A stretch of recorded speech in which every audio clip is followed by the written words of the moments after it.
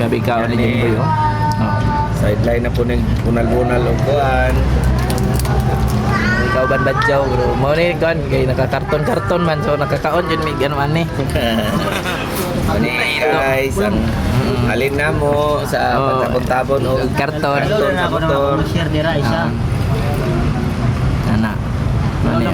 At ngayon nagbubuylo kami ng padagan kasi nagmamadali kami kay sobrang init daw kaayo. Nagsingot-singot na mi dire perting inita. Grabe, kining kabakan perti yung hamluya sa init. Andito ako sa site at naghahimo na kami ng alkodor para madali na hinay kay lihok ni kong kauban. At ito ginataod na nakin ang frame kasi para madali lang daw mabutang. Hinay-hinayon lang daw ni siya paslak kay virgin na hindi siya. Kailangan talaga tutarungin at plastarin para masundin ang mga utos na mga aming amuhin.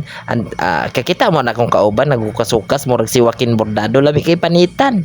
At sinabihan ko siya na mag-ilis pero hindi siya nagpatinag sa aking sinasabi, so hinayaan ko lang siya kasi sobrang init dito. Natutunaw ng aming singot, nagasingot-singot na kami dito sa sobrang pawis namin na mga singot namin nagkatulo-tulo na. Nagahilisin na yung tambukin namin so sobrang initin. Mainitin kasi yung kasama namin so kailangan naming tarungin. Nagaplastar na kami ng kasama ko dito. Itong naka-red na siya ay tinatawag nga si Ikuin.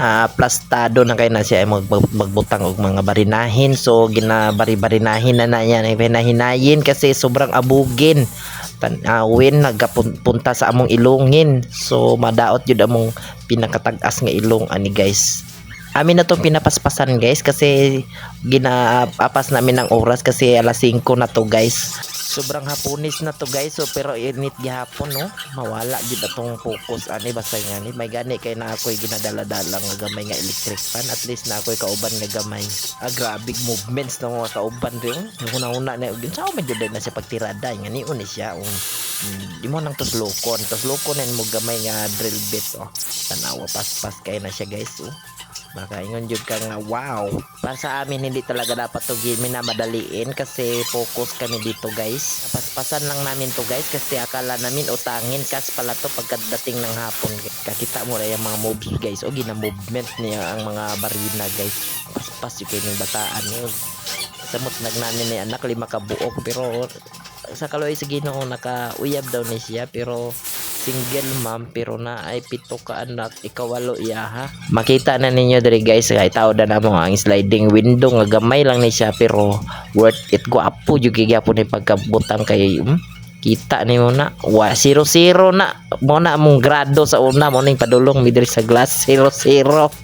Pero upan nindot tayo trabaho dili ko kaingon nga pangit mig trabaho di po ko kaingon og gwapo trabaho. Ang trabahante noon gwapo kayo liwat sa tag-iya. Ang pagtrabaho man gud ni guys dapat quality siya ba. Makita mo gyud nimo karon ginatanggal na mo na mga rubber kay mabutangan na mo silikon.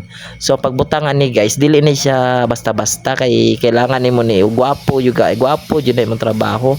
Yung paspasan lang naman ni kay paspas kay oras ug amo ning padugay-dugayon dugay po kay na mahuman mo nang ang snack na mo maabtan jud alas 5 alas 6 alas 7 alas 8 antod pa na hapon na guys ug kani nga portion guys lisod kay ni basta gamay kay nga sliding window dugay kini trabahon kuti kay samot nagdili siya libilado tuntunado ug dili pod sigurado ang nagbutang.